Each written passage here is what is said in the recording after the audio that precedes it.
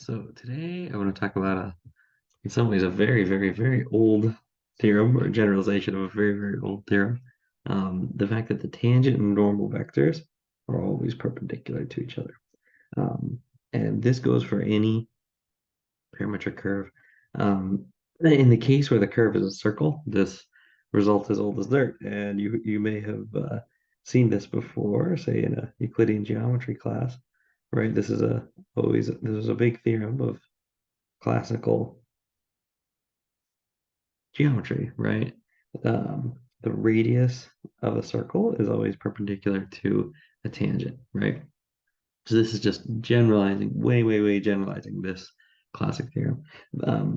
In a circle, the normal vector will always point towards the middle of the circle, and the tangent vector will always point around the tangent to along the tangent line to the circle, right? So in the case of a circle, um, it's an old geometry theorem.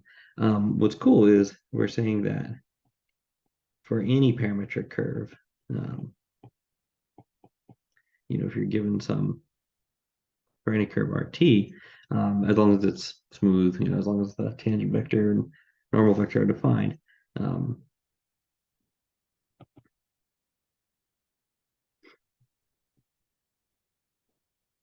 right, it'll always have the tangent vector and normal vector perpendicular to each other. Another way to say that is dot product zero, right? So now, you can say, okay, I'm over here. Here's my tangent, and my normal will be perpendicular, right? And then you move over to some other point. You say, over here, I have my tangent, and my normal will be perpendicular, and so on, right? So that's a big theorem about tangent and normal. Um, so why? Let's say, why is this true? This ends up being really nice application of some vector properties. So here's probably the easiest way to do it is we're going to prove that tangent and tangent prime are perpendicular. And this will suffice because remember that the normal vector is just tangent prime, but then shrunk down to be unit length, right? So they have the same direction anyway. So if you prove it for t prime, then you've proven it for n. So here's what we can do is we can start with the fact that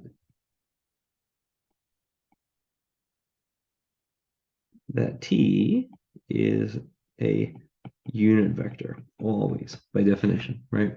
We define t by taking r prime and dividing it by its own magnitude. So it's always length 1, right? So sometimes it's called the unit tangent vector. It's always a unit vector, right? Um, okay, then you can say that t dot t, in fact, equals 1, right? Why is this the case? Well, this is a vector property, right? A nice property of vectors is that if you take a vector and you dot with itself, it's just the magnitude squared of that vector, right? So that's what we're using here. And 1 squared is itself, right? So the square doesn't do anything in this case. So by that nice little vector property, we know that t dot t equals 1. All right. Now differentiate both sides of this equation with respect to t. So what does that give us?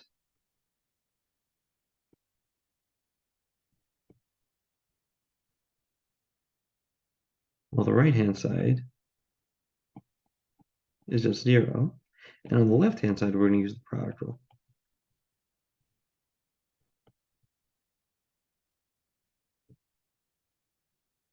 Which holds for vector dot product just like it holds for ordinary products. Right? Now, dot products are commutative, right? So rewrite this by using commutativity of dot product.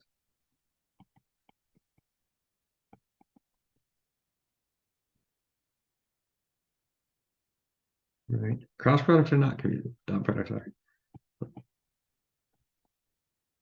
So if you rewrite, what does this become? It becomes t dot t prime plus t dot t prime equals 0.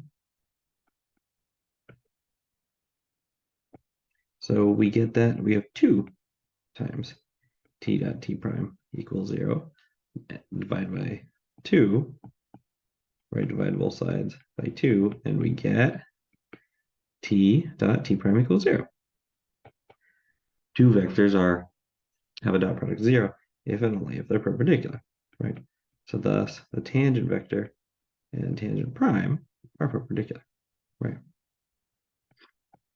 Therefore, tangent and normal are as well, right? Because once again, remember the normal vector, it points the same direction as tangent prime. It's just scaled, right? It's just divided by the magnitude. Right?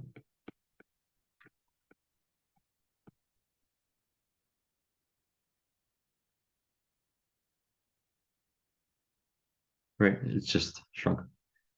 So they have the same direction. There we go. So we're done. Right?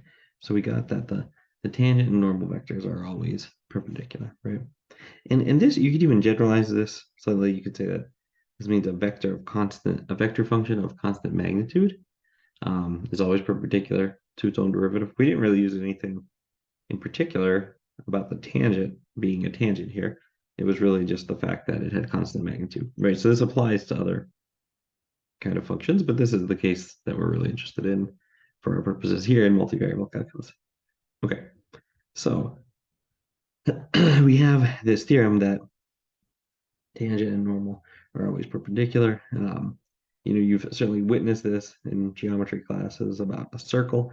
Let's take this theorem for a spin, right? Let's try it out for something that isn't a circle. Let's look at a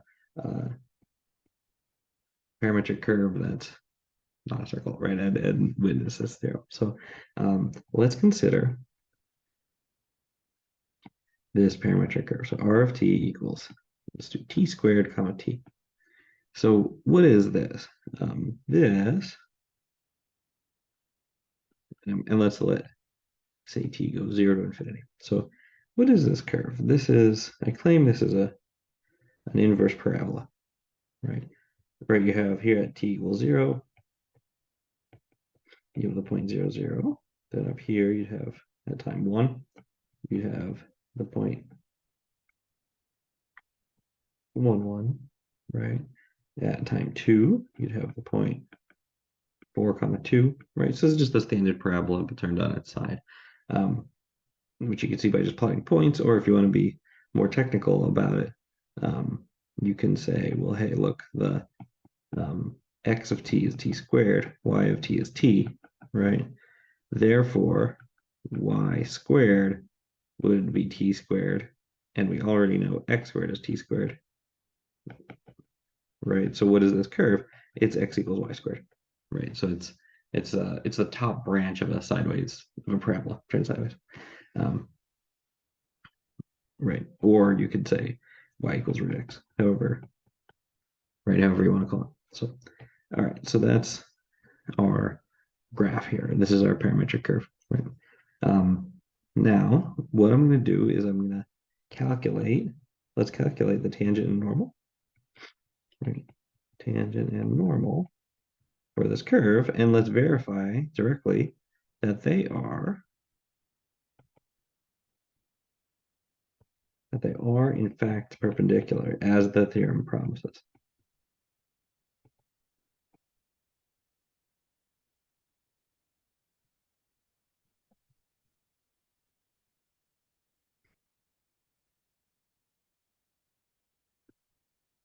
Right, so let's try this out. So let's this is a bit of a journey, right? Even for a little curve like t squared comma t. So let's calculate all of the relevant quantities. So what do I have? We have a velocity vector. What do you do for velocity? You just take a derivative, right? So then you can do speed, right? Just take the magnitude of that vector, of the velocity vector, right?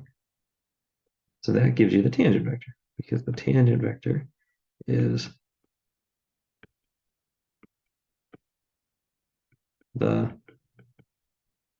velocity vector divided by the speed, right? This is our unit tangent.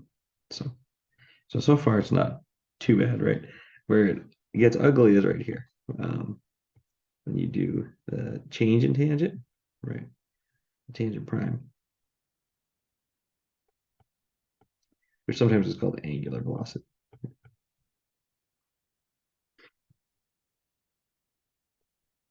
because you're looking at the change, right, of velocity vector, the change in the direction, change in the tangent vector. So, all right, so let's do this. This is going to be a little uglier. Let's rewrite this instead of as a square root and a fraction, let's write it as an exponent, just to make the derivative a little cleaner. Not even cleaner, but make it fit the algorithm for power rule chain, right? So, okay, so let's do this. So we're doing product rule, right?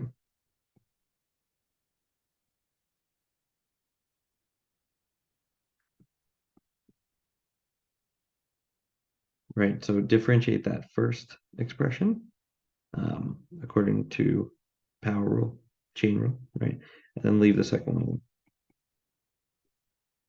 Then you leave the first expression alone and differentiate the second. Right?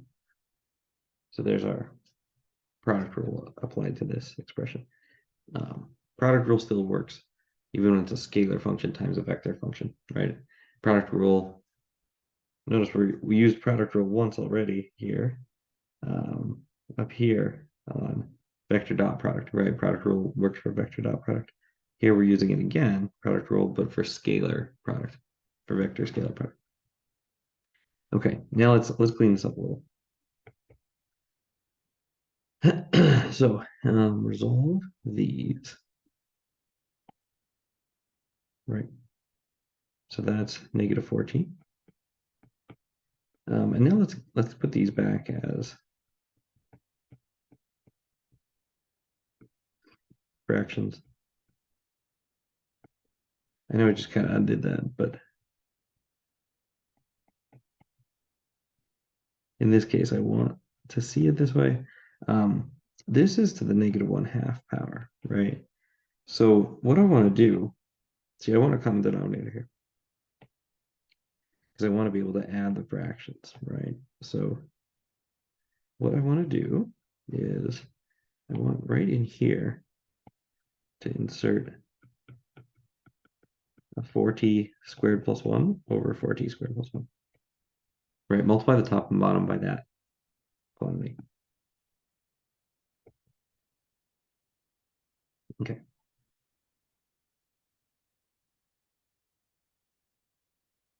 Why did I do that? Well, see, because now I have a common denominator, 4t squared plus 1 to the 3 halves, and 4t squared plus 1 to the 3 halves, right? So that's why I wanted to do that. So now, what can I do? I can factor that out.